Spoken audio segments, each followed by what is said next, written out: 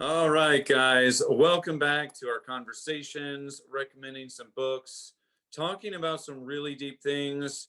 My name is Nathan, my great friend Scott, Hey, pastor of Care and Recovery. We're at Christ Community Church in Westchester, but we are jumping into a classic today, and it is, let's see if it'll show up on my virtual screen. Wow, but everybody surely has at least heard of The Purpose-Driven Life by Rick Warren.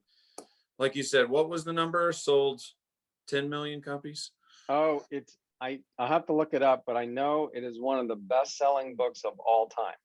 That's Okay. crazy just to say that.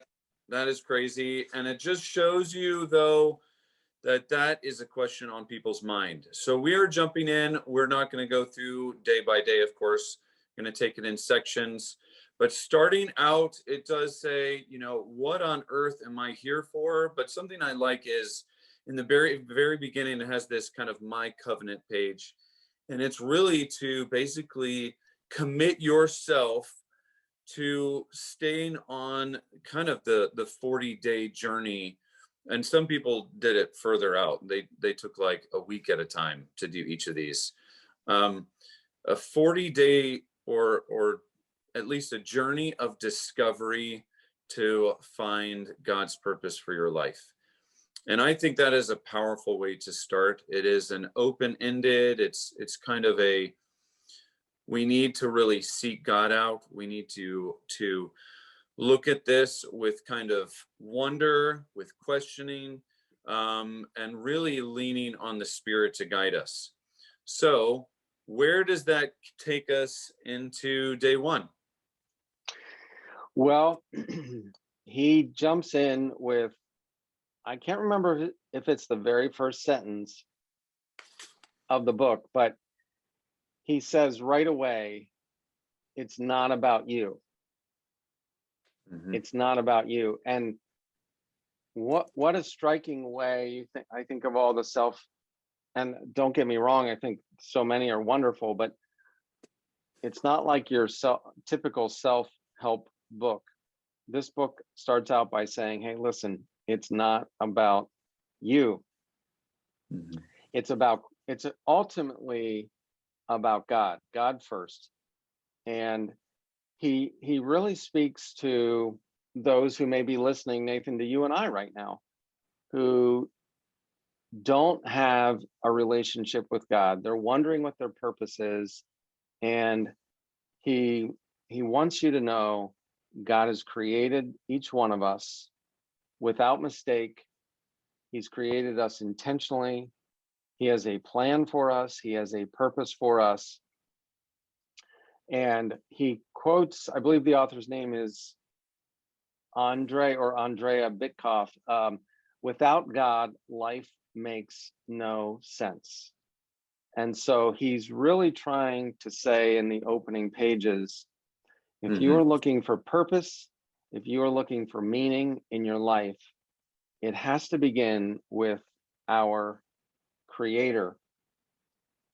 And as I was reading through this, it was very timely for me because this Sunday I'm doing a message on the prophet Elijah. And in short, Elijah ended up in a cave, depressed, and he before that he was out in the desert by himself, asking God to take his life. And it's very interesting how God responds to that. It reminds me of the purpose-driven life, because God patiently listens to him, and eventually God says, listen, Elijah, I have work for you to do. I want you to go anoint this king, I want you to go find Elisha and make him your successor. And I'm like, wow, that's at first I was like rereading it again. Where's that coming from? It's like, here Elijah is pouring out his heart, and the next thing we see, God's giving him tasks. And yet, the more I read it and read some other thoughts on it, I'm like, wow, this is striking, because God was speaking into his feeling of depression and loneliness and isolation. Hmm. things that are common, by saying, I have work for you to do.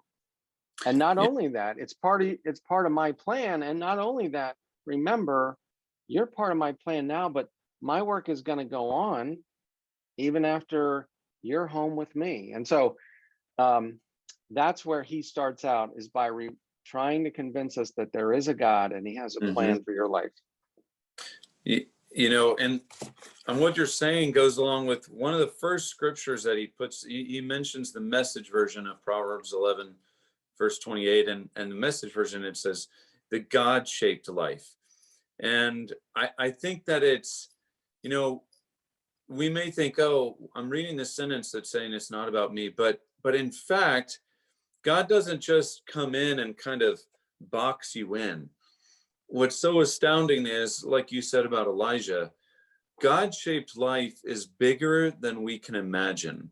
Mm, And to tell you the truth, it reminds me of something that actually Nelson Mandela once said. You know, our greatest fear is that we are powerful beyond measure. That mm. Mandela was the president that came out of apartheid and led South Africa. And I feel like it's a God statement. People can misunderstand, I think, what he was saying, but it in scripture, he's saying, you know, life on your terms is actually pretty small. And it usually leads to things like depression and confusion and anxiety, those kind of things. And he's saying, if you just look at me and look at what I'm trying to do, I've got stuff for you to do. I mean, this goes back to Genesis, right? You know, this is, hey, Adam, I got some work for you to do, and it would take you forever, right? Yeah, that's right. He also asks the practical questions. If there is a God and he's created us on purpose, then in light of that, what kinds of things are driving your life? And he lists several things that are Mm. common life motivators for Yeah. many of us: guilt, resentment, fear, Yep. materialism, and approval. And I'm like, dang, he's right. A lot of those things I'm guilty of letting them motivate me. And I don't want those things to motivate. I mean, when he says those lists, I agree. I don't want those things to motivate me. Right. Right. Or make your decisions from those things. All your That's right. decisions coming from anger or from resentment or fear or guilt. I mean, what kind of decisions are those, right? Yeah. And he concludes, if we're living our life motivated by those things, he says this will lead to unused potential in our own lives. And so it was very convicting. Really Yeah. encourage you to pick up this book. I read it, I can't remember, I'm going to guess 15 years ago. And I thought, this is outstanding. It's so basic. I will tell you, um, he, in his writing, he uses many different versions of the Bible, more so than anybody else. Usually people pick one and then here and there they'll use another one. But he does use a lot of different versions of the Bible. But I actually enjoyed that because, man, it was just spot on with so many of his quotes. And I got to tell you, this book is so quotable. Oh yeah. There, it's just so pithy and proverbial, and Mhm. so I just find it very meaningful. I really encourage you to pick it up. Um, I wanted to mention the benefits of living life on purpose that he talks about Yeah. very briefly, and they are: knowing your purpose gives meaning to your life. Hmm. Knowing your purpose simplifies your life, meaning I don't have to do as much when I know what my purpose is, which goes hand in hand with the next one. Knowing your purpose focuses your life. I Yeah. know better what to say yes to and what to say no to. And I know, Nathan, with you, with your work with the Clifton Strengths, um, you know, you've helped me see what my strengths are. It helps me know, well, I could do that. And there's a part of me that thinks, well, that's actually a weakness of mine, but I better do this so I can prove I can do one of my weaknesses. I wouldn't say that out loud, though I'm saying it out loud now on a video. Um, and and yes, of course, we all have to function outside of our strengths at times. But man, knowing your purpose and your strengths really does help you to focus and make decisions. Yeah. The right kind of decisions as well. I usually tell people when I'm talking about, and we're talking about, it's a business assessment called Strengths Finder, and it's not personality per se. It's a performance assessment, things that we're really good at. But I tell people, it's designed to help us become the greatest version of ourselves. And that's really basically saying the God-shaped life that he wants you to have. Don't focus on these things that he didn't prepare you for. More and more alignment, more and more seeing really the guardrails that's not meant to box us in, but to give us the focus that we do need. And frankly, the freedom to continue to run in the right direction, not bouncing around from one thing to the next, and it reminds me of another book I've read, a really great one. His name is Sky Jethani, and it's called With. And basically, it's all about doing life with God. In the beginning in Genesis, God used words like, hey, what are we going to do? What do we think about this? Let us do this. And I think all along and still, God has it in mind to do it with us. And that's what the book has been about. It's saying, hey, what am I going to do about my future? No. More like, hey, what are we going to do about the next step, God? It's starting to take a mindset that the Trinity really has as well, which is a togetherness. And I think that's what is so astounding about looking at some of these chapters, which is, hey, you're not just figuring out these answers on your own. And I think that it should give us comfort. I think, isn't your message on loneliness? Yes. Yeah, there you go. That's exactly right. That's exactly it. I didn't expect it to go that way, but one of the main points, going back to Elijah for a moment, was God spoke to his loneliness by giving him purpose, reminding him of what his purpose was, and saying, I have a greater plan. You're part of it.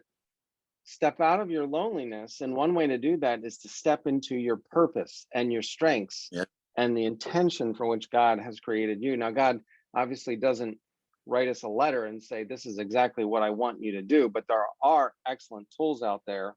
Oh, yeah. Like the strengths assessment you're talking about. There's a myriad of spiritual gifts assessments out there. We pretty much, most of us know what we're good at and what we are not good at. So anyway, encourage you to pick up the book. He ends this first section that we're looking at in this video by asking two crucial questions. One day, God will ask each of us, what did you do with my son, Jesus? That's a big question. And what did you do with what I gave you? Your life, your talents, your strengths. A great and fascinating way to start. And we look forward to doing another video to complete this particular section with you guys. If we don't see you online, we would love to see you in person at our Celebrate Recovery groups Monday at 7 p.m. We'll see you then. See you later.